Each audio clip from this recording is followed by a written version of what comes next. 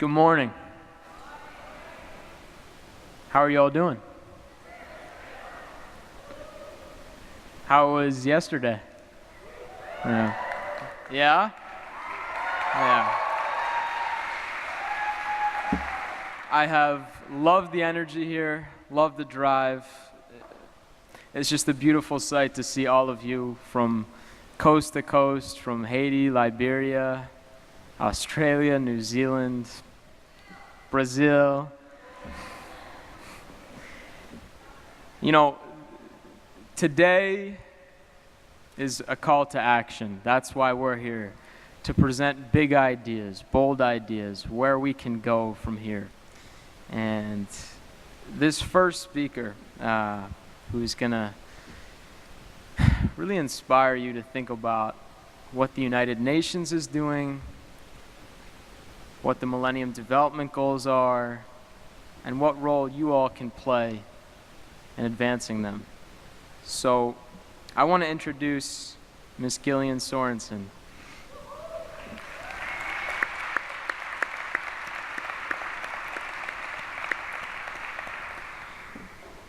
Gillian Martin Sorensen, formerly United Nations Assistant Secretary General for External Relations, now Senior Advisor at the United Nations Foundation, is a national advocate on matters related to the United Nations and the United States-United Nations relationship, addressing audiences as diverse as Rotary International and the Air Force Academy, university students and faculty, members and staff of Congress, journalists, and leaders of civil society. And this conference, we have some great supporters. Two of them are the United Nations Foundation and the Better World Campaign, and I think we're all so honored to have you here. So please join me in welcoming Ms. Gillian Sorensen.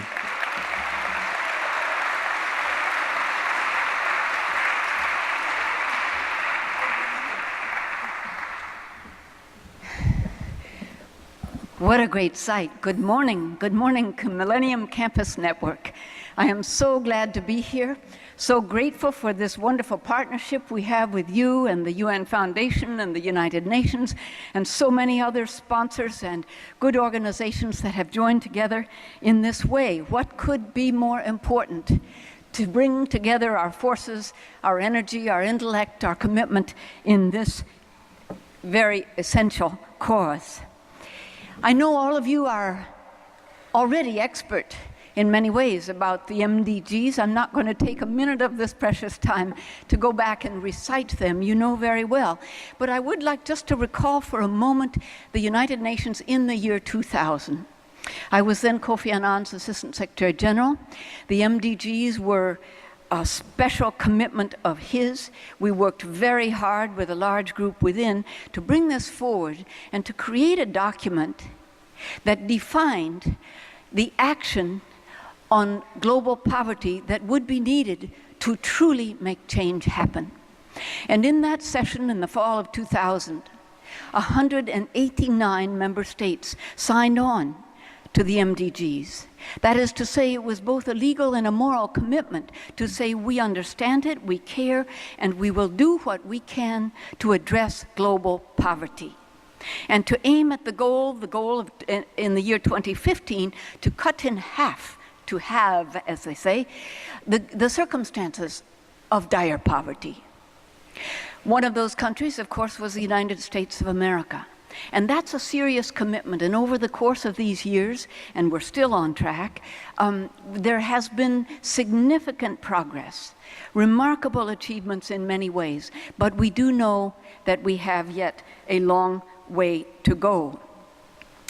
The intention was to address poverty from all directions, from the vantage point of governments, from the grassroots, from civic and citizen actions such as yours, and from the private sector, from enlightened businesses like HP and like others that are present here today, and the Jensenbar Foundation and others who have been so generous in their support of your work.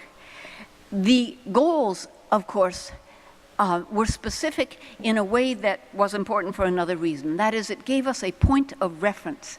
It gave us a common language. It allowed the developed and the developing countries to speak with the same language, the same references. It allowed countries to align their policies with the MDGs. President Obama has said quite specifically, the MDGs, the Millennium Development Goals, are America's goals. And that common point of reference was very important and useful as we moved ahead. The goals are indeed, by definition, ambitious, but they are not impossible. We know what needs to be done. The question is there the political will to do so? What does it mean to live in this condition of extreme poverty? We're not talking about just being a little short on your funds for this week. This is the condition where there is no sufficient food, no assurance of a meal tomorrow, no decent shelter, no health care, no prenatal care, often no care whatsoever at the time of birth, no general health care, no primary education, no transportation, no mobility, no information. It puts people into a condition of poverty that is very hard to break out of. It's not that they choose it or wish it. Many are deeply ashamed of living in that condition. They wish, they pray, they would love to have a way out, but there does not seem to be any. The work of the UN and all of its many partners coming together, bringing the strength in numbers, bringing the different skills, are beginning to make change happen in those conditions. The circumstances also leave people entirely vulnerable to exploitation, to abuse, to very uncertain employment, to vulnerability for being drawn into crime or prostitution or even terrorism. It is a condition that none of us would wish. But 1 billion people, many of them just the age of you or me, are living in that circumstance. Poverty, of course, has complex causes. There's government failure, there's corruption, there's lack of sound economic policy, there's unwise use of public administration and investments, there's violence and conflict in particular, there's lack of resources to invest, there's little or no health care, there's environmental degradation, there is brain drain of the few educated people or doctors or whoever that manage to rise up, then they leave for other opportunities. There is the reality of unplanned and unwanted births. And of course there are the geographic climate conditions, the drought, the mountainous terrain, the long distance from markets, the lack of knowledge about what is the going price in those markets. And there are the conditions of earthquakes and floods and other circumstances that make it almost unbearable. There is the presence of malaria and AIDS and other endemic diseases. There's the lack, especially the lack of clean water or sanitation. Consider that for a moment. If you have no clean water in which to bathe, or wash your hands, or cook, how are you going to manage? If there's no sanitation, meaning no toilets, how are you going to manage? How do you keep clean? How do you keep free of infection? My daughter served in the Peace Corps in a village in Morocco at the edge of the Sahara Desert, and she said in those hot, dry climates, with their animals, of course, their goats, their camels, their sheep living nearby, the incidence of infection, especially of the eyes in children, is very real because there's no way to wash, no way to clean your hands or your face or your eyes. So even by the age of 7, 8, 9, 10, they're developing eye infections and very often blindness before they become young adults because of that. The ability, the availability of clean water is something we know how to do, if we will. There's also political exclusion. They have no voice, no champions. They are marginalized. They are almost invisible. And it is, you can't call it benign neglect, it is deliberate neglect, because most of these national leaders know the circumstances there. They simply turn their gaze elsewhere. And there is rampant gender bias. Women suffer disproportionately. There are, around the world, pockets of deep poverty in Western China, in southern Mexico, in northwestern Brazil, in areas of India and so forth, where this poverty is so deep, so brutal, so persistent, that you wonder if it can ever be changed. And of course, it shortens and thwarts lives and hopes and dreams. Well, I said that we have the resources and the knowledge and the technical skills to solve this. And again, the question is political will. How can we combine the resources of governments and business and civil society? How can we include the very persuasive influence of religious leaders? How can we persuade governments to be more generous with their foreign assistance and to offer debt relief or debt forgiveness, free trade? That makes a huge difference. And for the recipient countries, how do we persuade them to attack the issue of corruption? It is unconscionable that there are countries, and you know them, that have enormous oil resources or huge resources in diamonds, for instance. And yet, within 100 yards, you have people living in extreme poverty. The corruption issue is difficult and pervasive, and it's got to stop. For the business world, consider this. If we have roughly 130 developing countries, I can tell you that there are about a dozen favorites for foreign investment. Businesses here look around, they like to go where they feel familiar and comfortable, but I would urge those businesses to be more daring, to analyze the risk, and to go where no one else goes, where setting up a small factory or some other investment can absolutely change a community in a very, very important way.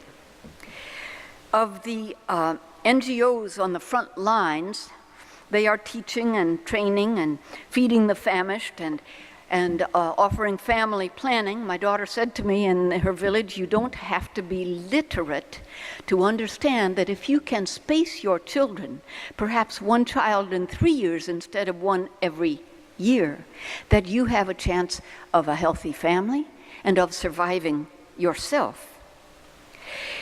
The NGOs, and I include you in this, have a remarkable ability to dramatize and publicize and teach on this issue. Many people are just oblivious. They may have heard about it, but they never focus on it. It's never real. It doesn't live and breathe. And we have to know 1 billion people is not a statistic. It's not just a number.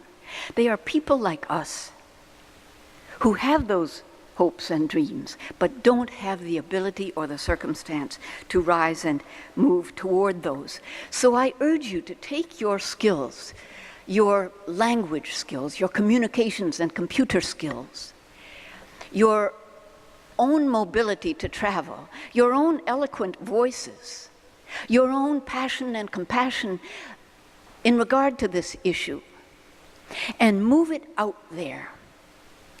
I urge you also not to see this as a sort of exercise, but to decide that at some point soon you need to go there.